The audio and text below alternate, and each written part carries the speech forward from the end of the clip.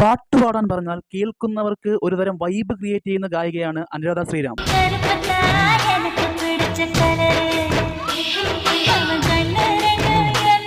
ഇവരുടെ ശബ്ദത്തിന്റെ കൂടെ ഇസൈത്തെണ്ടൽ ദേവയുടെ ഈണം കൂടി ചേരുമ്പോഴോ പിന്നെ ആ ഗാനം തന്നെ ഇരട്ടി വൈബായി മാറും.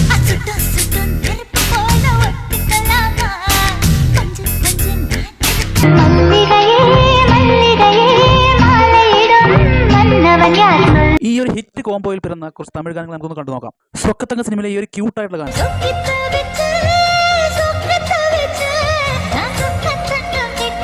വാലി സിനിമയിലെ ഈ ഒരു വെറൈറ്റി ഐറ്റം,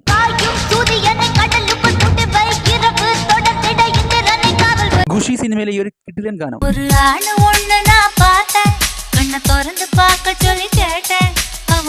ഭഗവതി സിനിമയിലെ ഈ ഒരു ഹിറ്റായിട്ടുള്ള ഗാനം,